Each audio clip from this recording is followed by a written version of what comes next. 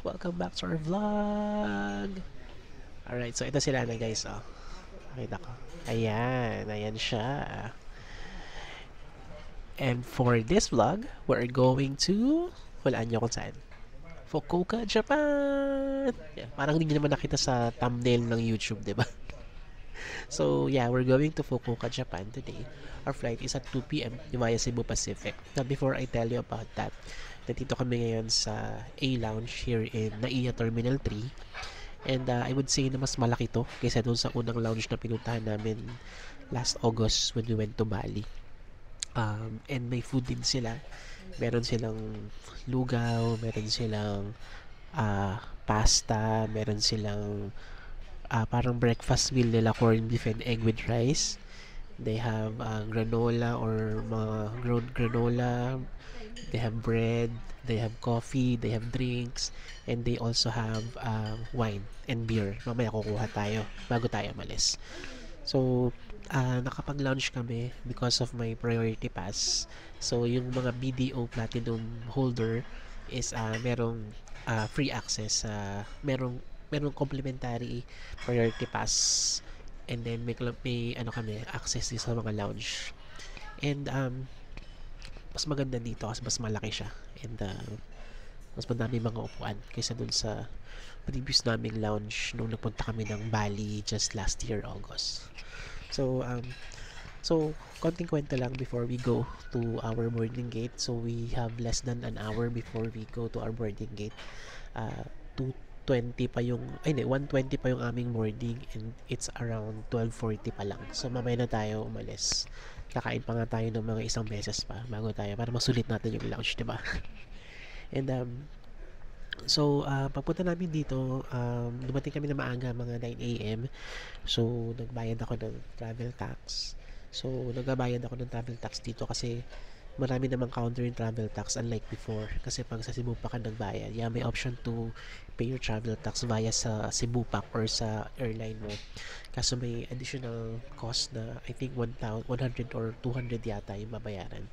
Kaya dito na lang ako nagbabayad ng travel tax. And after that, pumila kami sa counter to check in our baggage. So may check-in baggage kami ngayon because ilang days ba tayo? 10 days tayo sa Fukuoka. No, 10 days sa Kyushu area ng Japan. And our first stop is of course Fukuoka. So after that, we went to the immigration. Siguro mga 40 minutes kami pumila sa immigration kasi medyo marami ng tao, but mabilis naman yung pila. It's just that marami lang talagang tao. So yung tinanong lang ng immigration officer. So, story time muna. Pagbigay ko ng passport, I said good morning, and then natanong lang kung unang tanong niya saan ako nag-work, and then kailan babalik, and then tapos tinataka na. Sobrang bilis lang, I think mga less than 30 seconds lang yung pangyayari. And then yun na, tuloy-tuloy na, and then nagpunta kami dito sa lounge, and then kanina pa kami dito mga 10 o'clock o 10:30. Kaso lang kasi nag-work kasi kami dahil may pasok ngayon Tuesday ngayon nag-work kami kaya hindi ako nakapag-vlog kaagad. So ayun lang naman ang kaunting story time. So siguro kuha tayong food ulit bago tayo pumunta dun sa ating boarding gate. See you later, bye bye.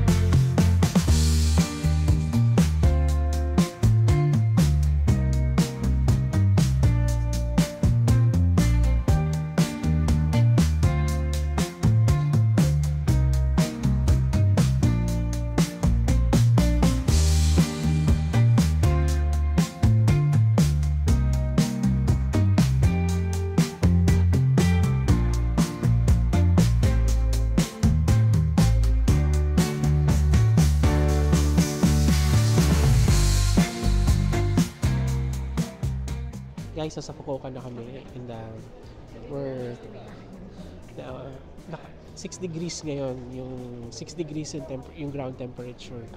And underestimate namin yung lamig. And mamaya may kukwento ako sa inyo later pagdating sa hotel.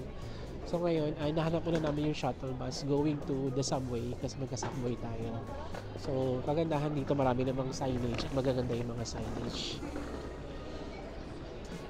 Ayan, sabi dito, ayan, dito daw ang domestic ang shuttle bus going to domestic airport. So punta tayo. Kasi doon yung subway sa domestic airport.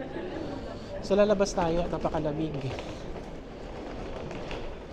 Entrance yata. So hanapin natin yung shuttle. Mukhang ito. Mukhang ito yung shuttle bus. Yan, free lang naman yung shuttle bus sa pagkakaalam ko. Kasi parang gusto ko na nga mag-taxi, pero wag na.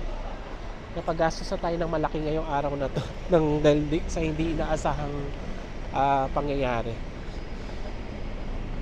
So, ito, lakad lang tayo going to the domestic bus. And sasakay tayo para pumunta sa ang shuttle bus going to the domestic airport. And from the domestic airport, we are going to take the subway going to the city. Alright, so let's go! So, ito yung bus nila. Medyo mahaba yung bus nila. Ang lamig, guys. Ay, saan ang entrance? Parang hindi dito ang entrance. Parang hindi dito. Saan ba entrance? Parang mali tayo lang. Taxi nga ito, mukhang sa kabila. Guys, mali pa. Mukhang yun ang pila, oh. Doon ang pila, oh. Ayun pala ang pila. Kabilang side. Ano ba yan? Umikot pa tayo. Lamig na nga tayo. Sige guys, balikan ko kayo kapag papunta na tayo, pagpasakay na tayo ng bus. Oh.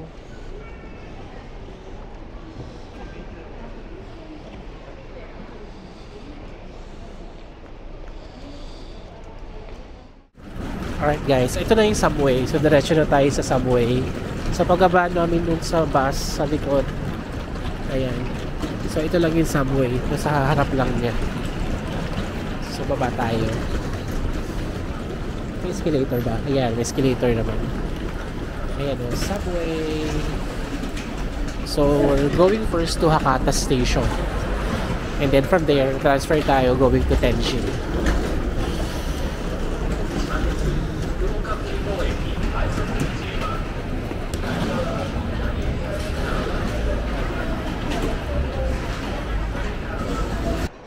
So meron na kaming IC card. Hindi ko lang alam kung may laman. Kasi nagamit pa namin yun from our last trip last year sa Tokyo. So ayan, titignan ko lang kung may laman yung mga IC card namin. Tapos load na natin pag wala.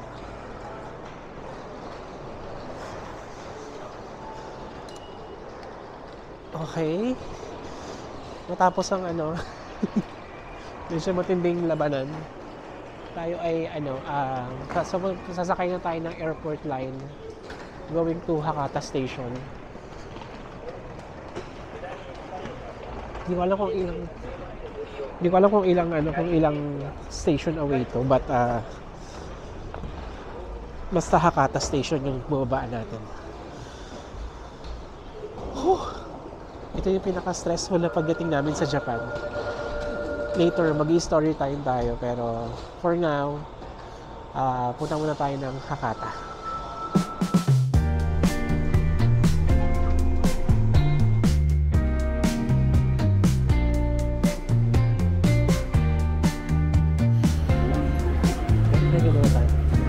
Pahinga na tayo.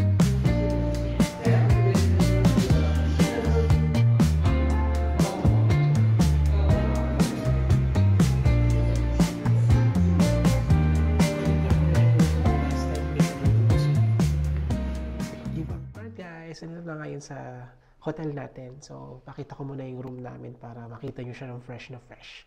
So, buksan. Okay, so let's enter a room.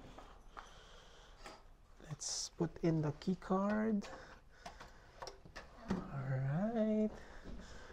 Ooh, parehong-pareho sa room namin sa Tokyo. No? Ganito yung room namin sa Tokyo.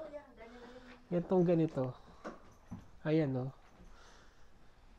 Double bed, tapos may TV. Meron ganito. May mga kettle. Oh, ito, may ganito dito. May ganito, wala. Sa Tokyo, walang ganito eh. Tapos, ayan ako. May aircon. And, dito meron kaming view. May view tayo, love. View natin yung punang Family Mart. Ayan, look. Palmang din yung nakita. So, ito lang yung room namin. Pakita ko yung toilet. May ganito rin, oh. Parang dehumidifier ba tawag dito? Ayan. So, toilet reveal. Oh, ganun nga. Parehong-pareho. So, may ilaw na ito. Yan, di ba? Ayan. I'm so excited na mag-bathtub.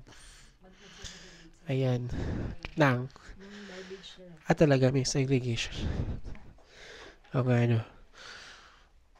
So, ayan. Nasa Fukuoka na tayo, guys. So, nakakapagod yung mga biyahe. Mamaya na ako magkukwento. Kakain muna kami. Lalabas muna kami ng hotel. Tapos, kakain lang tayo. Okay? So, hindi ko patatapusin yung vlog. Sama ko kayo kung saan kami kakain. Tapos, i-end natin dito mamaya yung ating vlog. See you later! Hello! So, nagkakita tayo ng restaurant dito. Meron ako nakita ng restaurant sa Google Maps. Kaso parang close na siya.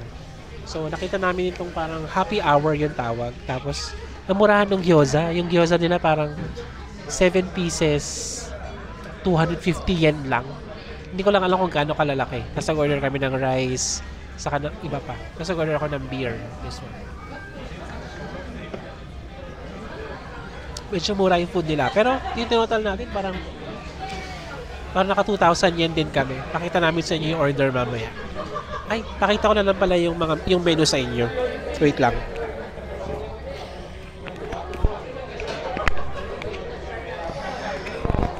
Pakita ko yung menu sa inyo, guys, para ma-idea kayo.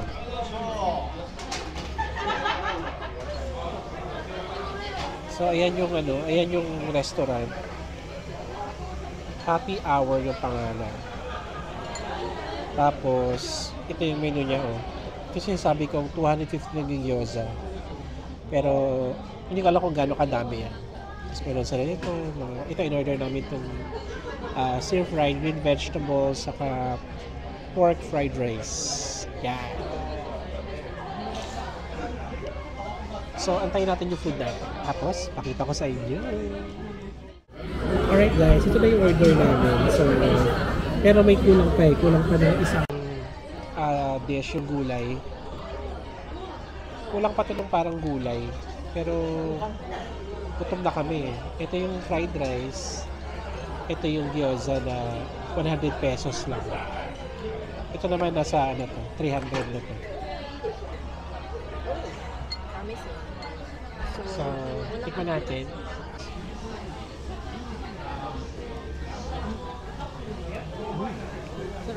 Masarap. Masarap talaga, no? Dapat ka na ilagay mo sa mo, yung ganyan. Hindi ko mga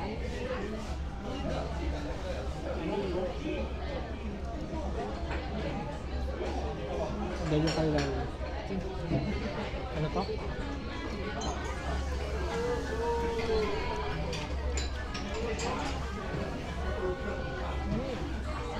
Sarap din. Ayun yung gulay. Thank you so much. Ito na yung ating gulay. Pakita ko na lang. Ayan yung gulay natin. Ito ang ating dinner ngayon dito sa Japan. First dinner. Yeah, magka-family mart pa naman tayo after this. Konbiniran.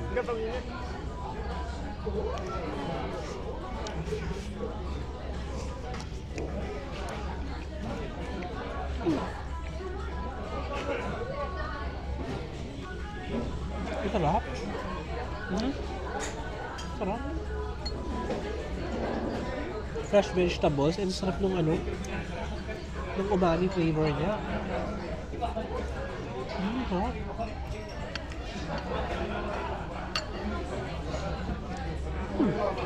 I like this. Ang sarap ng gulay. Pwedeng kumain dito. Ganun.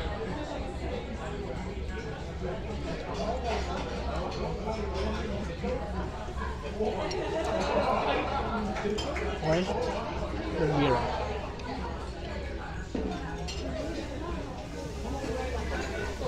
Okay guys, sige. Enjoy lang namin yung food and then mamaya sama namin kayo sa Family Mart.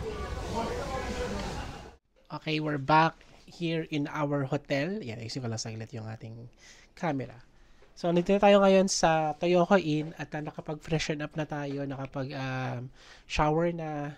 So, pagkadating namin ka na dito, nag-check-in lang kami, tapos iniwan namin yung mga gamit kasi nga, gutom na talaga ako, kaya lumabas kami kaagad.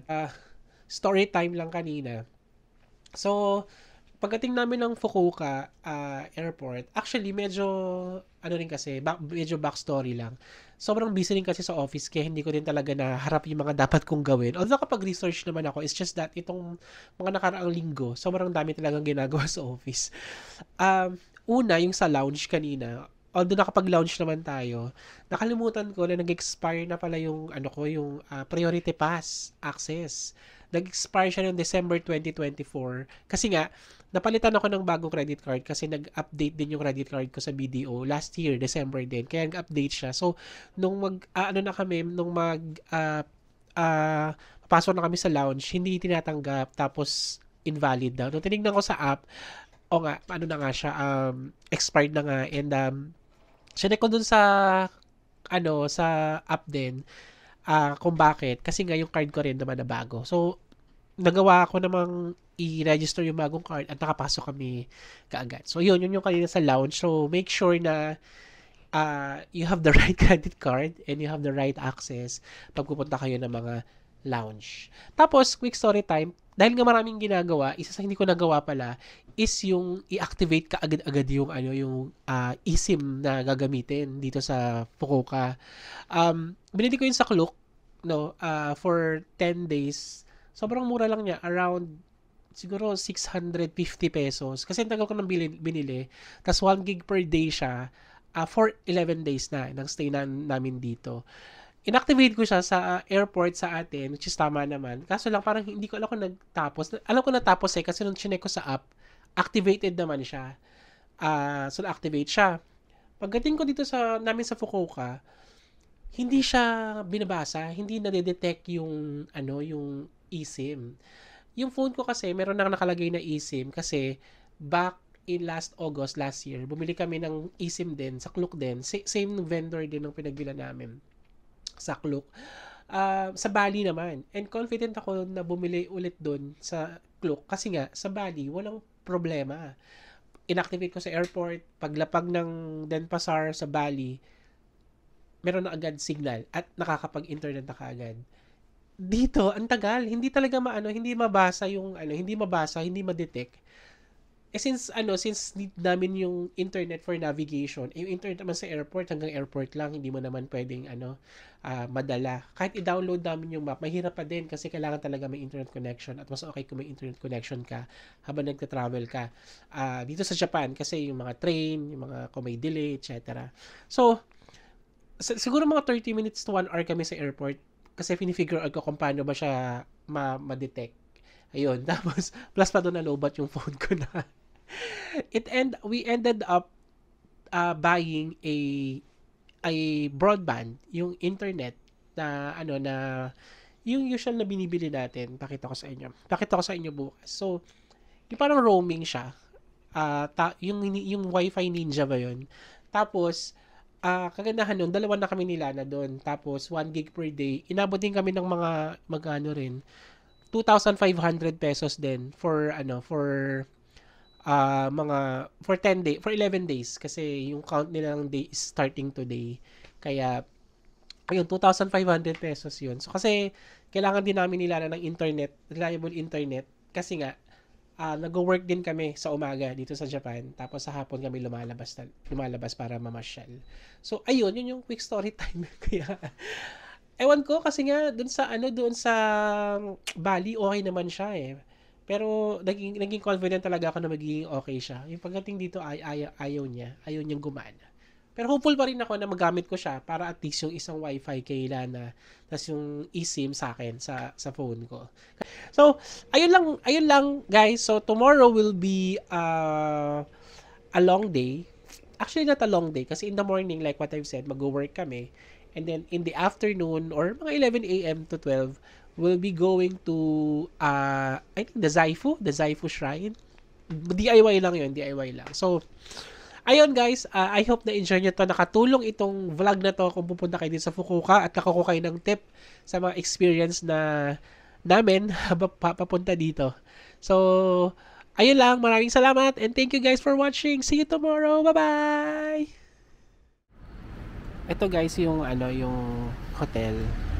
Ito yung entrance ito yung entrance and ganun siya kataas oh. Mataas siya. Ayan.